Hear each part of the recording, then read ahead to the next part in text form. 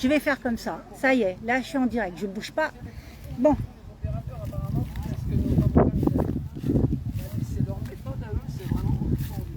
Alors, je suis en direct là, hein, déjà. Je vais juste mettre le micro pour le vent. Et je vais le tenir, pardon. On va pas filmer les gens. Tu veux te mettre où? Ah, là, il y a trop de monde là. Est-ce que vous... Voilà, oui, ça y est, je vois qu'il y a des gens qui arrivent. Voilà, j'écoute. T'es où? T'es là, d'accord. Bonjour, donc je suis avec Nadir et ici avec une quinzaine de personnes.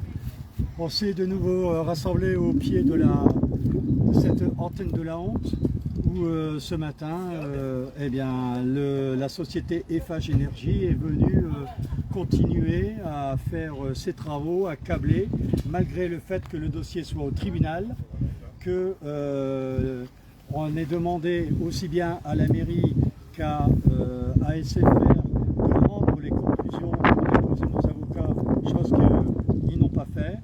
Ils passent en force aujourd'hui et ils viennent câbler ici cette antenne. Nous ne laisserons absolument pas faire. Ça, c'est évident. Alors, moi, au-delà de cet aspect-là, qui est déjà grave en soi, je voudrais quand même qu'on puisse pointer du doigt l'attitude de Eiffage, puisque Eiffage sait, il a l'habitude de travailler pour les antennistes. Eiffage sait très bien le conflit qu'il y a sur ce terrain. Eiffage connaît le droit des citoyens, il sait que c'est au tribunal. Et Eiffage, pour gagner son argent, continue, indépendamment de l'intérêt des habitants du quartier. Eiffage aurait pu dire, bon écoutez, la situation étant ce qu'elle est, moi j'attends les conclusions du tribunal.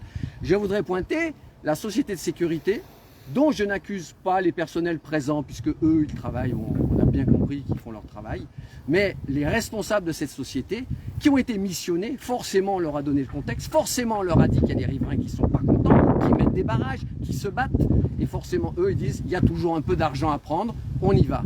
Donc c'est le pot de fer contre le pot de terre. SFR a plein de pognon, ils sont prêts à payer des vigiles, ils sont prêts à payer toutes sortes de personnes, et SFR s'en fout royalement. C'est quand même quelque chose d'inadmissible, et j'ose croire que le tribunal, devant un dossier aussi creux et devant la même volonté des SFR de ne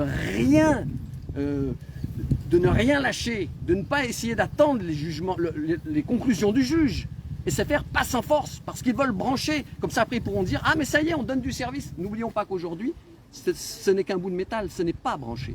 C'est ce qu'ils veulent faire en force pour ensuite peut-être intimider, influencer le tribunal. C'est inadmissible. Ce sont des méthodes de voyous et j'assume, ce sont des méthodes de voyous. Voilà. Je dirais, il n'y a pas grand-chose à rajouter par rapport à ce qui a été dit par Nadir. D'accord. Ce sont effectivement des méthodes de voyous. D'accord. Donc je vois que quelques-uns qui sont là vous accompagnent, dont moi d'ailleurs, hein, je vous accompagne, il y a du monde là et il y a du monde là qui travaille que je ne filmerai pas par respect. Alors, chose qui est importante, c'est que quand on regarde l'état des antennes qui sont mises aujourd'hui en place, il y avait effectivement tout là-haut la 4G qui est installée.